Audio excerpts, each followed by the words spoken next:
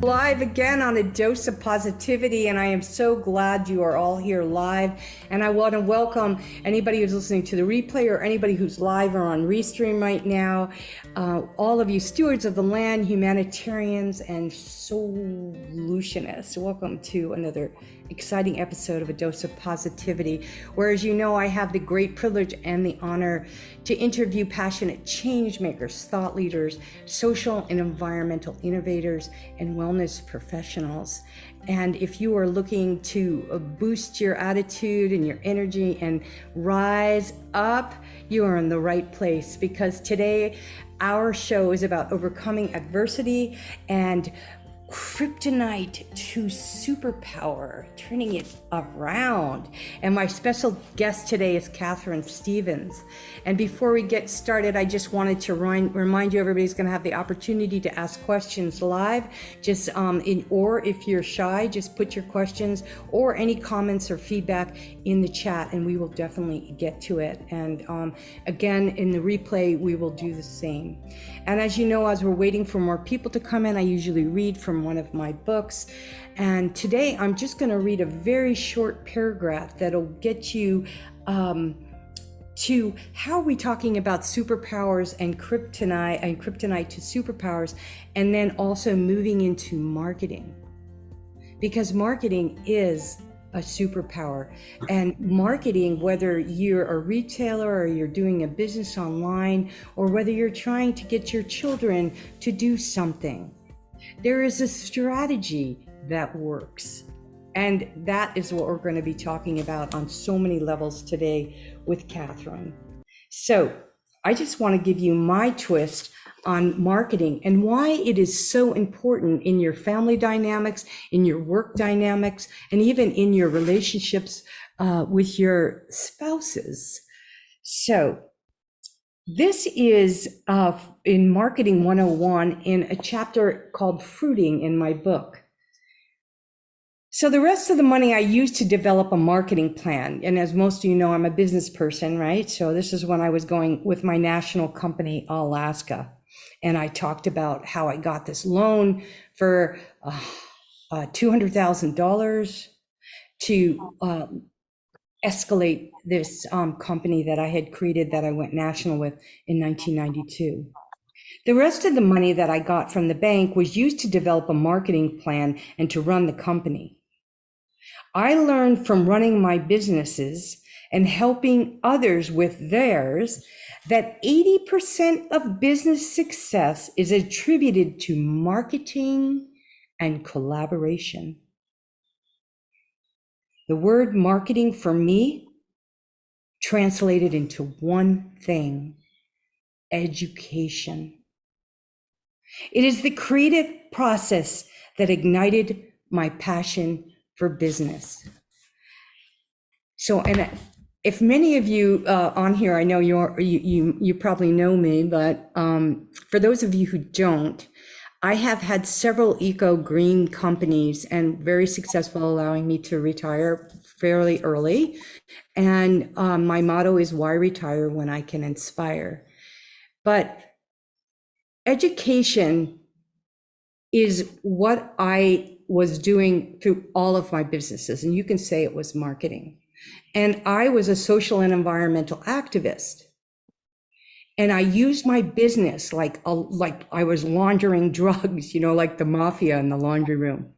My businesses were strictly, when what kept me going and so passionate about that is I was educating people about food for people and the planet. I was educating about social and environmental justice issues through one bite at a time. We can make a difference. And actually, Kat Haber's in the house, and I had the privilege to do a TEDx talk with her called One Bite at a Time, which we'll put the link in the chat, and you can listen to that TEDx talk. So without further ado, I am super excited about the topic today, because if you haven't noticed, this incredible human, Catherine Stevens, who's in the house, who's going to be our speaker, who is brilliant and articulate and will answer your questions. She is going to be talking about overcoming adversity and how to turn kryptonite into a superpower. Okay. So here's the thing. when you look at Catherine, she's got these glasses on, and she's not in a tanning salon. She's going to be talking about that as soon as I do the introduction, and she's going to explain to you that these glasses are part of her superpower. But Catherine is a 25-year digital marketing and content expert. She's a strategist with the networking web. Catherine is also a 10-year LinkedIn trainer, and she is the host of Tell Us OPTIK TV's Problem Solved. Catherine leads people to focus on a marketing jumpstart, then a strong system, then to effectively scale, because social media likes, they don't pay your bills.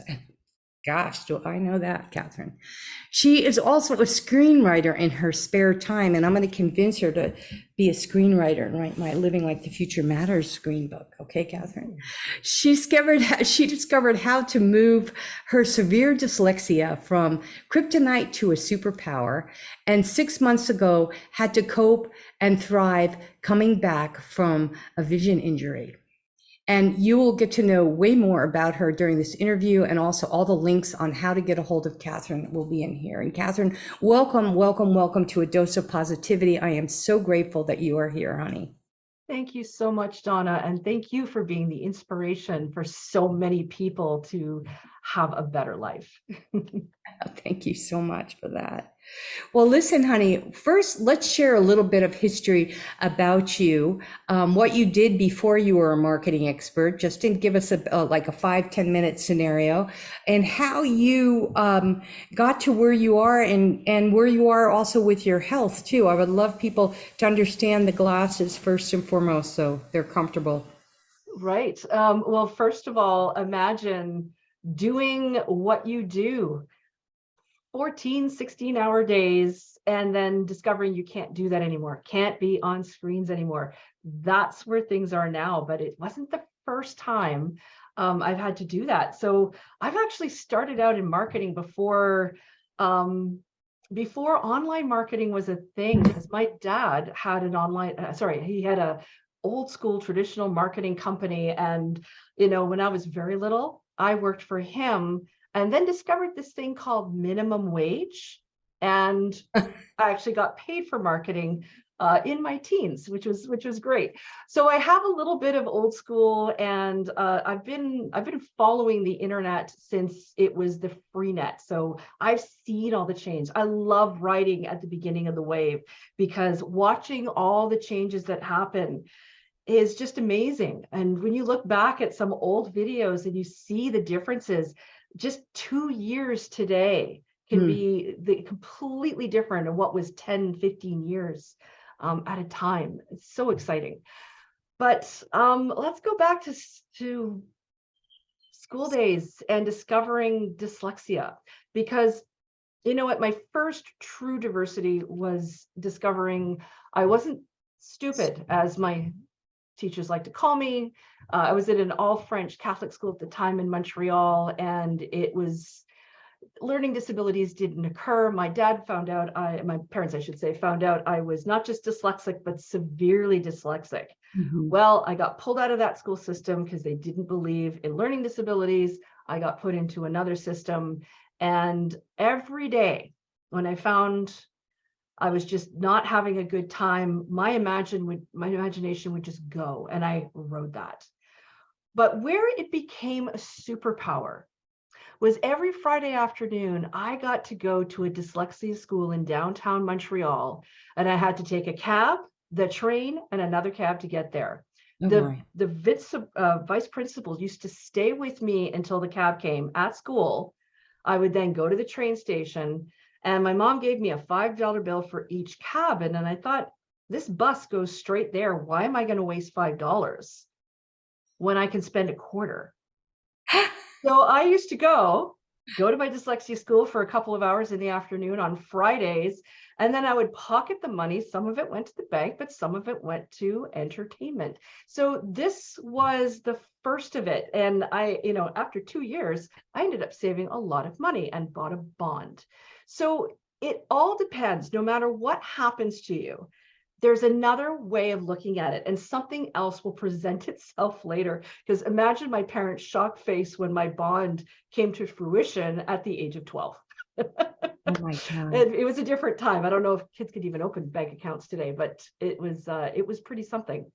So I love that story. That is so great. I'm yeah, severely dyslexic too. So, and one of the superpowers of being dyslexic is you're creative and you think out of the box and make the best entrepreneurs. the way I love to describe dyslexia for people who don't know is most people have a linear thought. They think of something, it goes through the brain, and there is an answer on the other side. It takes the dyslexic a lot longer, which I think is why in the old days we were considered stupid, because it would take us so long to get to that answer, because our brain would loop into all these different areas. By the time we get there, we've brought all those ideas with us. And Yeah. those ideas today is how I make my living and how I've been able to do all the things that I've done. Now, the eyes, that was something a little bit different. Just like that, in the middle of it, I have something called corneal erosion syndrome.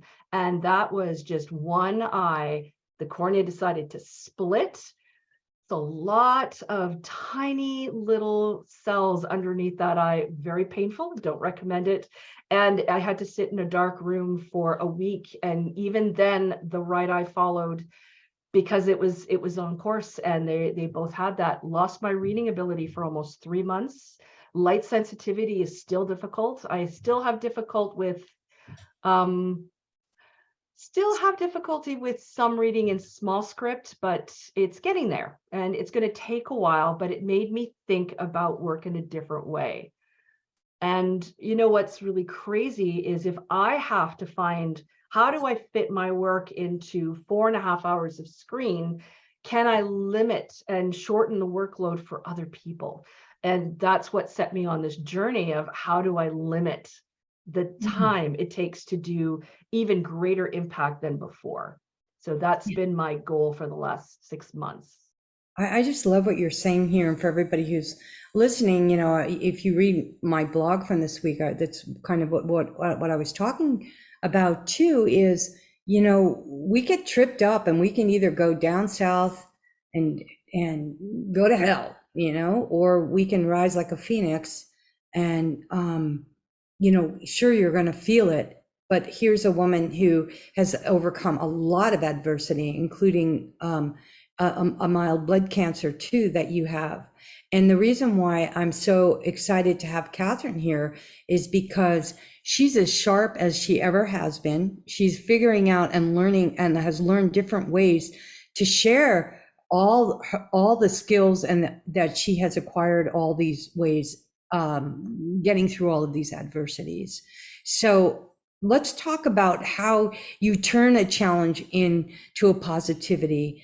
And what would you have for the audience what would be one of the greatest things that you could recommend to people who are maybe struggling with something, whether it's depression, anxiety, loss? Well, the first thing I'm going to say is it wasn't always, hey, there's a greater way of doing things right from the beginning. Right. You said, go deep into hell. Yep. Sitting in a room that was completely dark for a week, 3 weeks before I was about to relaunch my entire system. That was such a blow. And you know what? I'm not a feeling person typically, but for all you analytical thinkers out there, you've got to feel it. You've got to realize that a loss has happened. And if you deny it and say, oh, no, next week I'll be fine. Yeah. It's not going to work out that way. And it's going to be an even deeper loss. So feel it. What else can you do? You can't do this. What can you do? As someone who works a very long day, I've been a workaholic for many, many decades. You know what I could do? I can vacuum. I can Oh, make dinner.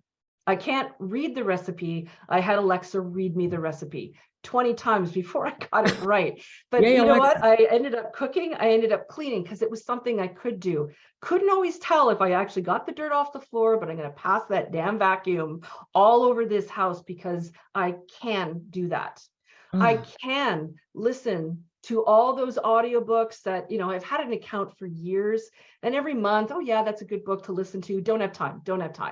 Well, I Right. listened to 30 audiobooks in the first couple of months because it was something I could do that was restful for the eyes. I made phone calls. A lot of people were reaching out at the beginning of COVID. They were just calling everybody in their book, but that was my busiest period. I never got to do that restful-ish time where he was calling. So that's what I started doing. I made sure that I had voice record, voice activation, all that on the phone. So that's what I did with my first couple of months, and it made it a lot easier. I actually flew to Winnipeg. For those of you who don't know, that's a tiny town. I shouldn't say a town, sorry, to all the Winnipeggers, sorry. It's a city in the middle of Canada's beautiful prairie. I couldn't even read my airline ticket, but I went there and I took a course for 2 weeks because I can't do the things I normally do. So let me do something that is not typical. And it was wonderful to be with new people who didn't know me any other way. It was really, really, it was really strong. So I got to know people in this way. I challenged myself. If I could do one thing today and another thing tomorrow, it was still a win, even though it was small. I can't tell you how much I appreciate you just sharing that. It's like, what do we add into our lives when the shit hits the fan, and we just feel like we can't get ourselves up. And sometimes it's just those littlest, tiniest things are very, very big, amazing hurdles to get over. And I'd like everybody to think right now, and if you're on live and you're feeling brave, you can even raise your hand or put in the chat any suggestions that you have that you do, because I don't know about you, especially coming into the holiday seasons right now as this interview is happening. A lot of people go into the deepest depressions and are struggling, just anticipating sitting around the Thanksgiving table. What you could do, or what you have done, or what you can, any recommendations for people, because that's how we get through these challenging times. We don't just, think it's magically gonna, cure itself. I mean, we're human beings and we are tribal, and we need I don't use the word need very often, but there is a great need for all of us to communicate and connect. And there's physical adversity and there's mental adversity. So how you just talked a lot about, some really concrete examples, and I think I need to put on my glasses right now, because to see if we have, I know some people might be doing some chatting in here, and I want to make sure I got it. But I want to ask you, when you first found out about this thing, especially with your eye, because it's so recent, and most of what you're doing is basically on the screen and helping people with their marketing. How do you do things differently? What is it that you do differently with your business? Because you obviously love what you do.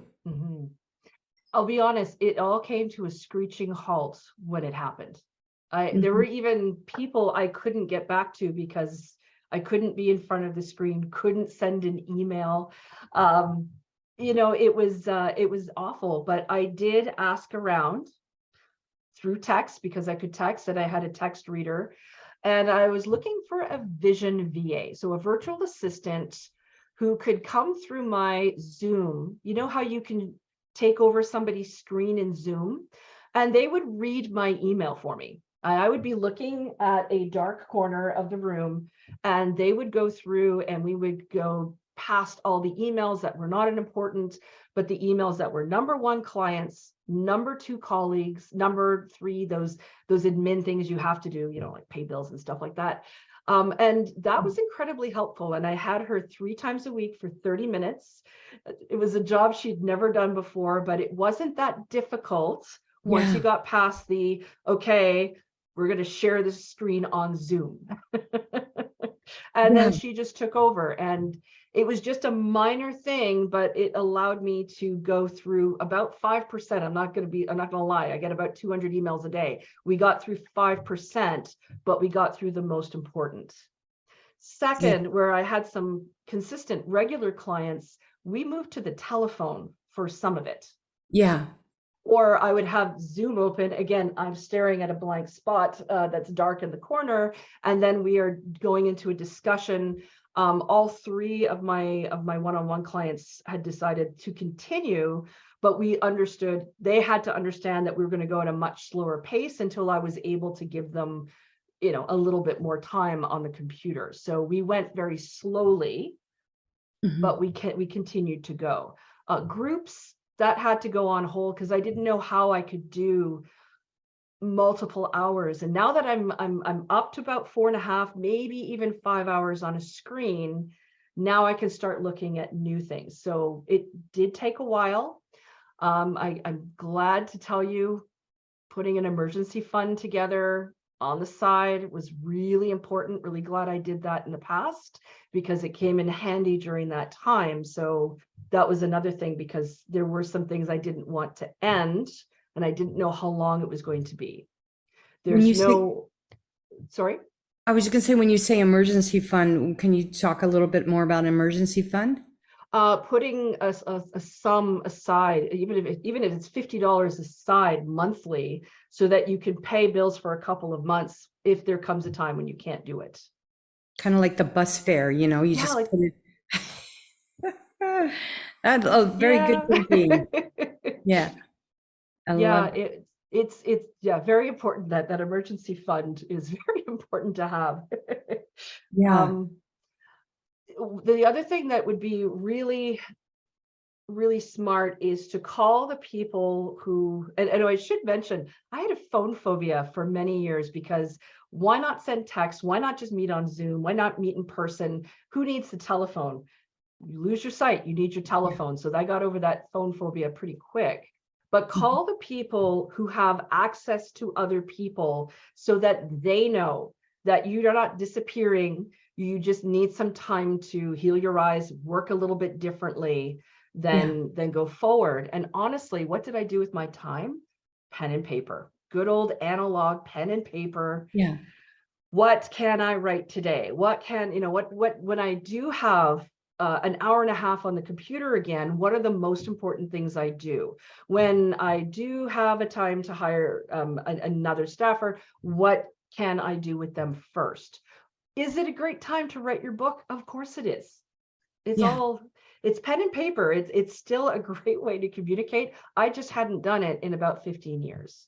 I'm really glad you're opening this up right now, because Kevin and I, my husband and I, this morning, we were just talking about this. It's so crazy how, like, just thinking 10 years ago, 15 years ago, none of this was here. I mean, Facebook a little, and you didn't do this, and you didn't wreck your eyes, and you didn't wreck your sense of well-being. Hey, we're getting all these people coming in. Hopefully they're not spammers right now, Meredith. We are not spammers, no. We all have good intentions. Oh, okay. Well, who are you all that you all came up? We're here for the positivity. Yeah. Well, I'm here. I thought this was the racist group I was supposed to join. Yeah, this is called A Dose of Positivity, and we're talking about superpowers to Kryptonite. So that's what I'm here for. Hey, hi everybody. I'm Jack. What's up? Yeah, everybody needs to. Okay, we need to look. That's whoa. See, that's what we were just talking about. We're gonna say goodbye to all you people who just came in, but how contaminated. Dude, I would love to have an orgy with every single one of you right here. How the social media. This is like perfect timing that this came on, because this just shows you how corrosive social media has gotten, and how corrosive. Spending too much time on the screen. There's mental implications that happen. We need to get rid of Jessica, whatever that is, who's doing whatever. Okay, Meredith, and why? Pen to paper is a great idea, and why? I loved what you said about the phone, getting on the phone. And this is something so interesting that I've been doing a lot of lately, is I have been actually calling people on the telephone, like business people, like I don't care where they are, how busy or who they are. I mean, seriously, I'm just calling because I want to hear their voice, or I will leave a voice message on, a text voice message, because I know I'm getting that person. I'm not getting this bullshit that's coming over the screen right now. And I'm getting real authentic. And I tell people right off the bat, this is the new way to do business. This is it. It's the old way, bringing it forward where it's person to person, human to human. And if there's really somebody you want to that is important enough to be with, you can pick up the phone and you can call someone or meet them for a cup of coffee. Because like even what I've told, my marketing team is like, we're cutting way back on social media, and I really want to continue doing these live calls, but not when people want to have an orgy in the middle of a conversation. But so we have to pay attention to that. Like we're being ambushed, right? On social media and even on LinkedIn. I don't care where it is. So you really have to be very, very creative with how you're going to educate or market to your people. And I love the idea of bringing small tribes of people together who are really loving and caring about each other and co-creating a better world. So, Catherine, I just went off on a little bit of a tangent there because that was a little bit disturbing, but interesting because we're talking about online marketing. So with that in mind, let's take this time to share with people what you feel like. Turn over the hat. Okay. We know you have these health issues. We know you have overcome these adversities. We know that you're a marketing expert, specifically an online marketing expert. So what do you see as the wave of the future, and what is it that you would advise anybody who is getting into business or in business? How should they shift their mindset around this marketing online? Mm-hmm. You know what? I think the first thing, if you're new to business and you've not done things before, I want you to breathe and heave a heavy sigh of relief, because there's nothing to unlearn. You are starting from scratch, where most of us, we've got to step back from what we were doing, what maybe used to work, but doesn't anymore. Yeah. And for you, you're just doing something new. And the great news is short form content that is minutes. And I want you to think of marketing as minutes. People's short attention spans are making TikToks and Reels and Shorts, that is LinkedIn Shorts, Instagram Reels are the timeline of the future. It doesn't mean that you don't make your long form content. Shows like this, these 1 hour forms, you can absolutely have them. But I want you to think about how many times we have said or asked a question or gave a point or maybe told a short story that this could be cut up into pieces and shared as a micro moment. Micro moments, micro minutes, that's what it takes to get people's attention. And some people, they can only think in bullet points. And that's actually, we're in your phase right now. This is the best part. If you think in bullet points, can you get that bullet point out into a piece of marketing, very short, one item, one topic, one problem, one solution? Mm-hmm. And this is also a great way to do fast track credibility. So if you can get it down to these micro moments, that's what you can put out there. Whether they're blogs, whether they're videos, whether you could get it all into a graphic or even infographics. I don't see them as often today, but infographics told a big story in a small amount of space. Yeah. And then let all of that lead to these bigger moments where you have time for people to see everything you have to offer. Either in a webinar, master classes, and wonderful in podcasts and shows. But the micro moments, and for anybody who goes onto YouTube, you've seen, I was going to say Johnny Carson, because I just saw a Johnny Carson clip last night of a comedian's first entertainment call. But if you think of oh goodness, Jimmy Fallon. How many micro videos of Jimmy Fallon taken from the show, and then people go watch the long show. They both exist, but they're there. Who wants the long, who wants the short? It's entertaining both. You can do the same thing with gaining interest in your business. And if it's not necessarily your business, it's that message or that inspiration that you spread. Start thinking small, because small gets attention. No, I love this. And actually, we were doing snippets for a while. And TJ, I think we're going to bring some snippets back. And even in some of our past episodes, so that we can do the replays to get people back onto some of our other incredible episodes as well, and create more interest. Because I know it is a big hour in everybody's day, and if it's not something they're interested in, at least they'll have the opportunity to just get a little capsule of it, and a little, like a teaspoon of sugar helps the medicine go down. Just like a little dose and a micro dose. We want a micro dose each episode. That's what we're going to do here. And we know that microdosing for some people works incredibly well. So before we want to max out on something that isn't of interest to us.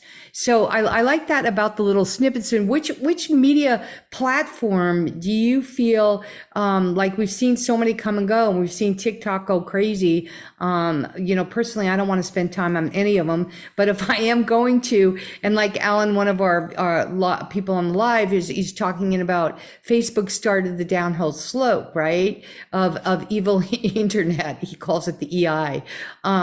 And so, but there are also so many great things about it. I mean, you find your ex-lovers, you find your, the mother you always wanted, whatever it is, you can find just about anything on Facebook. So where do you spend most of your time with your clients, and why is that? That's such a good question, but it's also a big answer, but I'm going to give you a micro answer for this one. It Cool. all depends on where your clients are. So personally, my clients tend to be on LinkedIn. Many of them are on Twitter, and they're on YouTube. Others, most of them are on Instagram and Facebook, or Instagram and TikTok. So if that's where your audience is, that's where you need to think about delivering your message in that channel in the way that they want to receive it. Yeah. So really short in a very complex system, but what would it take from you to get their attention? And the only way you're going to know that is if you ask them. So you ask your past clients, you ask people who who might be a good fit. You ask for people to give you the name of somebody that you can interview. I really believe in the interview, the short interview, where you're not pitching them at the end, but you're here to get an education. You're here to figure out your next 5 years. Because don't go beyond that too much, because online is going to look so different 5 years from now. So what are you going to get for the next couple of years even? What are you going to get for 2023? And if you ask them what they want, they usually will tell you. Believe them, give that to them. And then there's the message, well, they don't know what they need. They only know what they want. It's like, yes, but you meet them where they want. And then you show them what they need. Yeah, no, that's a very, very important thing to know. I just think that a lot of marketers online are really frustrated right now, and meeting people for what they need. And really, I don't think a lot of people really know what they want. But just like those people who came in and bombarded us, the trolls. Our favorite, our most popular reel, and Meredith, you could put it in the chat and you guys can watch it, but it's this 1 minute reel, and it's about beans, good for your heart. The more you eat, the more you fart. So I have to sometimes wonder, and that's why I think I like LinkedIn and YouTube are becoming my more preferred places. And I'm sure those people probably just came off of Twitter, because that's where we've had problems before. But you say, what are effective ways of marketing and how and why does marketing work? What are the three most common reasons that they work? And that I would like you to go into that, because right now I think there's a lot of people like me who is trying to, who's backing out off of more of social media and trying to find a more compassionate, like pick up the phone and call people way to market. So what are those three most common things that you refer to? And I'm in the same boat because I had to stop my campaign when all of this happened. The VA, my virtual assistant, was able to pull quite a bit of it and then retarget. So we're all in the same boat at some point. And if you're not thinking of looking at what you're doing right now, use this as the example. And we just talked about it. Have you interviewed people for what they want, at least for 2023? You can look at it as the last quarter of 2022 or the first couple of quarters. So that's 13 weeks is each quarter. There's 4 every year. What do people want? What are they willing to spend money on? What is it that they actually need? Because they might say things like, oh, you know what? I need sales, but what I really need is this type of client, because it's not as difficult to work with these types versus those types. And that means if I get 5 of these types of clients, it's going to take half my time. So that's a really good thing to know, so that when you target your material, you're targeted on people who are attracting the wrong type of client. And you're not going to know that unless you're asking. And by the way, put it in your book, put it in your calendar. You should be asking every 6 months, because you want to make sure you're still on track, because they may have thought they wanted that and then later discovered they don't. You need to know that. And that brings me to the next thing.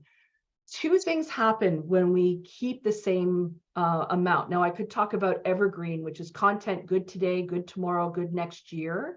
Like, hey, happy birthday. It's the same this year as it was last year, but people get tired of evergreen. And after COVID, especially, they want something interactive. They want something more engaging. So all those, here's a fact about 1972 that is in your industry, they've seen it before. Now, you can say people love quotes, and they do. They love quotes from people they've heard from people that they know, but that's a celebrity factor. What can you give them that they want? Remember those interviews that you can give them right now. Your target audience might be moving on, and you may not be moving with them. And that could be okay, because maybe you're actually better with this other target audience, but you won't know until you start putting that out and seeing, what resonated. And again, interviews with those people. Now, another reason why it may not be working is you have to think about, you have your core message. And as long as you know that you've been asking them, you're saying to them what they've been saying to you, and you've got your core message. Well, what about the window dressing for that message? So think about this.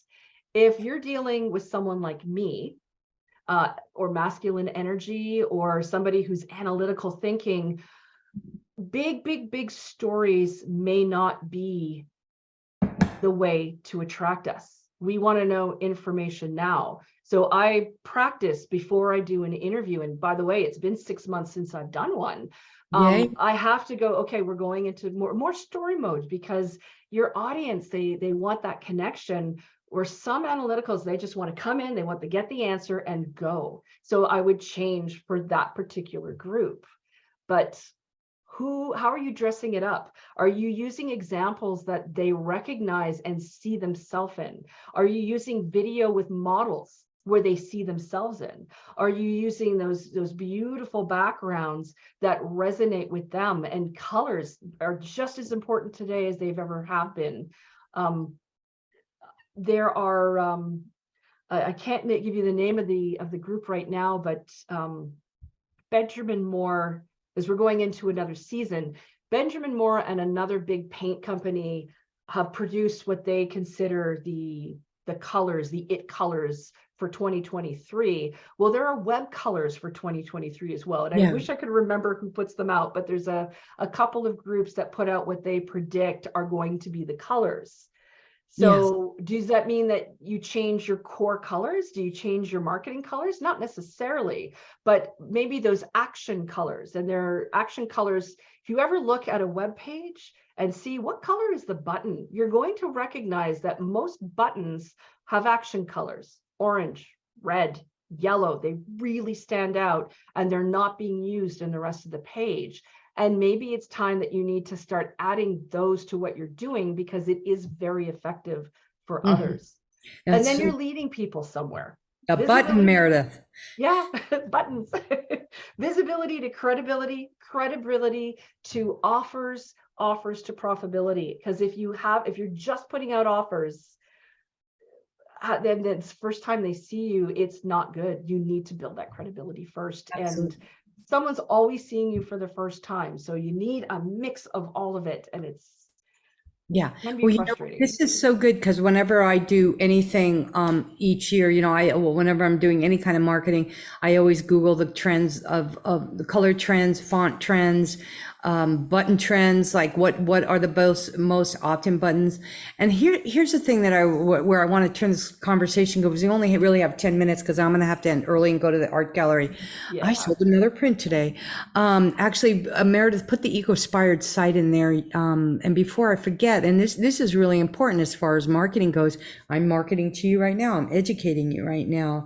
We have put together a beautiful new site called Eco-Spired by Nature.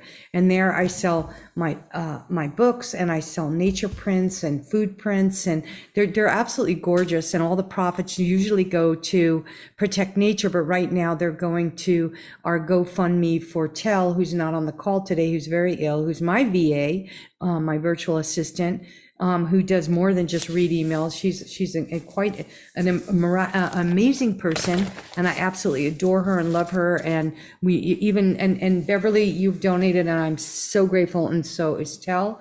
And we're sending you you have Tell Switch for ebook you want. But with every donation, I'm giving an offer. Like if you do a $500 donation, you get 2 nights at our vacation rental in Hawaii, which is what it costs anyway. So it's really not costing anything. It's just me really wanting to do that. So this is a form of education, a form of marketing, an opportunity. Even when I come on a dose of positivity, I'm not only just talking about what I'm offering, but what Catherine's offering, or other people on the call with Kat, with her TEDx, or whoever is doing something. It's a way to really, in these small groups like this, and last week we had 21 people on the call, and it's an opportunity for people to, put their hands up, say something, introduce themselves. It's a beautiful way to co-create and collaborate. And the other thing I want to get back to is kind of what I was in the paragraph I was reading, is like which I read at the beginning, is just like, what are we marketing, or what are we educating people about? Because once you have that, once you have the passion, and once you have the reason to market, to educate, it becomes more than just a sales page, a sales slick, a color, or whatever. All those things are super important. But if you don't have that purposeful why, if you don't have that, like we always say, social and environmental, twist or sincerity, if you're not putting out a product or a service that is going to help make the world a better place, then basically I say shame on you. And we don't need anybody marketing that. And those are a lot of the stuff that you and I and everybody gets in your inbox, is getting on Twitter and all of these places. And you know what I've been doing lately is I'm on a digital detox, and I am unsubscribe, defriend. And you know what? It's a huge, I don't want to say waste of time, because it's giving me more time by eliminating this toxicity that is trying to enter into our good intentions. And I encourage all of you who are listening to this to use social media for the good, for the positive, for the righteousness that our children deserve. Because otherwise you are just taking up space. And I say that about a lot of things. We don't need people taking up space with almost 8 billion people on the rise on this planet. And when you think about how many likes or whatever, all this stuff, I mean, people commit suicide because they don't get enough likes.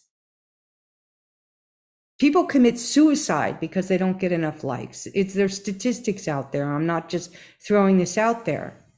So we want to use, when you have the opportunity to talk to someone like Catherine Stevens, who really works with people who are marketing beautiful companies and beautiful products and services, and you can figure out a way to get through all that hullabaloo.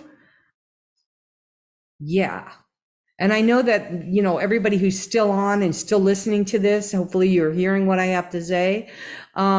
You know, don't take offense, but we want to be educating people about things that are going to make the world a better place. So Catherine, with that said, we really only have about I only have about 5 minutes because I do have to go, and I'm sorry to have to cut this short. That's but okay. I have 3 little tips that are going to be helpful. One is exactly what you said. Whether you're going on a digital detox, which is not a bad thing, it just means that you're taking a break, and when you come back, you're going to be more refreshed, and that's fine. If you're not there, and by the way, when you take a digital detox, let people know where you are. Where can they get a hold of you? So even if you're shutting down, let's say you're shutting down another account, say where you are active. And if you're active in this account, but you're taking a break, let people know you're taking a break, but you'll be back. You're here to serve, and come give a date. You're going to be back. And that way they'll know that you're not leaving. You haven't fizzled. You're just taking that break. The other, and then if you're doing it daily, have an off switch to your notifications. Do not receive them all day long. You do not need to be answering emails or notifications all day long. Have, whether it's 1, 2, 3 times a day, put it down and get your work done. Yeah. Number 2, you want to make things easier for yourself. Work in tips. Now, you're not serving your community in tips. All you're doing is trying to intrigue in tips. So what are your best tips? Try to put a list of 52 tips together and keep that pen and paper analog. You know, whether you want to do it on your phone, on your computer, on your paper, doesn't matter. You can scratch it into your wall if you want to, but think of 52. Every tip can lead into an entire entire spiral of more information. But if you can get things down to tips, then you can get things down to micro moments and macro messaging. Yeah, I love just that. A tip. And then, go ahead. The third thing is give yourself time to just be creative. So if you are like me, where you're currently having a 14-hour a day, 16-hour a day on screens, let me tell you, I have a disease in my eyes that typically hit a 75-year-old person. And what they told me at the time, it's like, wow, we're seeing this in a lot more frequently in more younger and younger people. So I'm thinking, what's different? Because they can't tell me why I have it. There are many reasons why, but if it's happening more, it might just be the number of screen hours that we all have. That's what's different in the last 20 years. So if your eyes are sore or itchy, or there's just something weird, please turn off the screen. It doesn't matter if it's a television, your phone, or the computer. Give your eyes a rest. That couldn't come from a better person who's wearing these glasses to protect her eyes. And, you know, isn't so interesting too, because earlier I just said, God, you know, I used to be able to do these shows without my glasses on. And everything is so blurry. I have to have my glasses on all the time now. And I know you hit the tail on the nose, bingo, bingo. And I love what you said about the tips. We do in our daily dose, we do a daily dose, just a quote and a beautiful photo every day. That's it. And then on Mondays, we do we have a tip of tips, right? We do, and it's on a certain, whether it's on adversity or whether it's on gratitude, just tips that we offer one day a week on Motivational Mondays. So, which is super great. I really appreciate those 3 tips. So number 1 tip, can you just say the 1, 2, and 3 really quick? What, like 1, 2, 3? Just one was your 52 tips. 52 tips. Because you want to get into the mindset of micro minutes. 2 was you don't need to have your notifications. Actually, I think I switched them. You don't need your notifications, and you don't need to be in email 24/7. Have, whether it's 1 time a day, 3 times a day, whatever it is, go in, do what you need, get out. Because it's when you stay, that's when you're losing time, and you're not spending time where you need to. You're spending time on what you think you need to. Not all emails need to be read. That's what I discovered. Only 3%, 200 emails a day, only 3% needed to be read at any time. Unsubscribe. Unsubscribe. A lot of them were unsubscribed. For some of them, I actually, by the way, you can put them into another folder. Create a folder, and if it comes in, like, so my screenwriting, I only read screenwriting once a month, typically. So they just go into a folder, and when I have time, they're not in my bulk email, they're in a folder, and I just go and read the ones I want to. Yeah. Really, really important thing to do with your email. And then number 3, if your eyes are feeling sore, if they're feeling hot, if they're feeling itchy, if they're feeling tired, there's a reason they're feeling that way. And yes, aging is part of it, but all that light, all that screen. I've done half of this interview with my eyes closed because I have the big lights on today, and it's actually proving much. So yeah, you know what? You need to take a break. Take a break. Take a break. I Turn think the screen off. So great. And there are the tips in the chat for anybody who wants to grab those tips.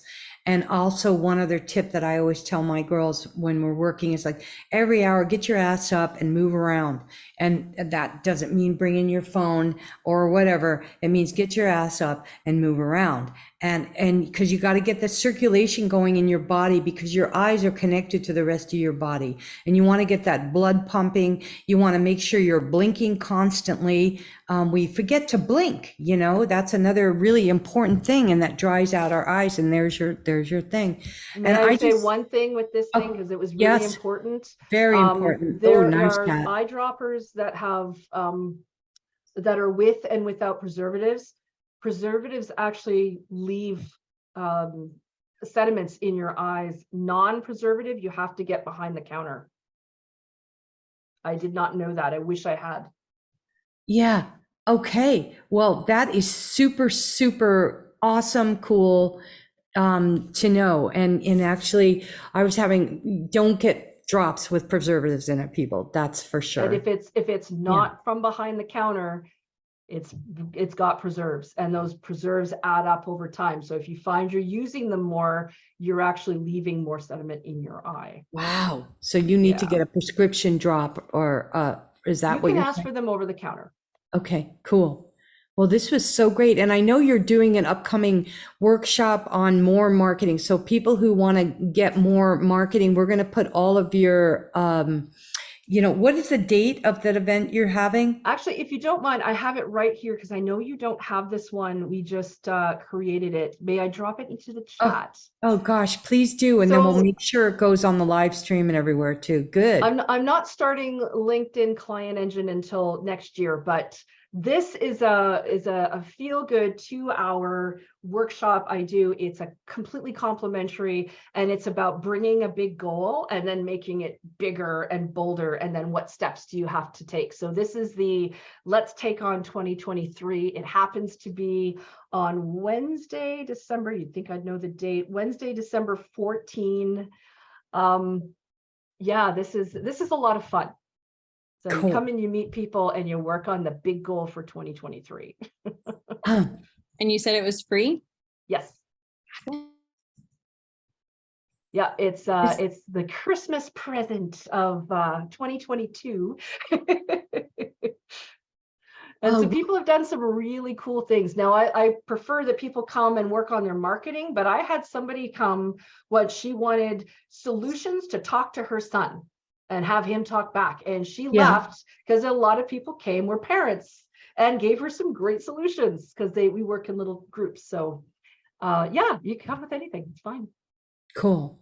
Yeah, because you know what? You're up on all the trends and all the things. And I want to thank you so much for sharing that. And I hope some of you listening out there, and if you're listening to the replay and you happen to miss the December 14th because you're listening to it next year, which is not so far away. This year is going like crazy. Yeah, I urge you to get a hold of Catherine. We'll have all our information in all on our Spotify replay and also on our YouTube replay. Please urge all of you to subscribe to our channels and to like and to just give us some love out there. Keep us going here, because that's part of this the marketing. And I always forget to tell this people at the end. And I know Catherine's helped me so much with my company. And if you like what you see with my marketing or what I'm doing, a lot of it's come from her brain and her willingness to share her brilliance and her expertise. And I just want to guide all of you who are either starting a business or who are wanting to grow your business, whether it's an NGO or for-profit business. This woman is full of ways to help you grow and expand not only your business, but your soul, your whole approach to doing business. So I want to thank you so much, Catherine, and you and I will be together soon. And I want to thank everybody who came on to the live show, and to all of you who are listening to the replay. We will see you next week. We have, just real quick, I have an incredible guest coming on who is a woman who deals specifically with food addiction. And she does a lot of stuff online, so it's really interesting. A lot of her business and chats and everything, but her name is Joan Ifland. And maybe you could put that in the chat too, Meredith. She has written books. She is teaching, I want to say hundreds of thousands of people to get over processed food addiction, and or any kind of addiction. Anybody, if you know anybody who is suffering with addiction or food addiction like I have in the past, this will blow your mind. And she has some free online stuff that people can do. And she also has a membership for people, kind of like AAA. You know, it's Alcohol Anonymous. This is going to be an incredible show. So I want to again thank you so much. And it's of the hour almost, and I'm going to head down to the art gallery and sell some art. I love you all so much. We'll see you here next week. Big love and aloha.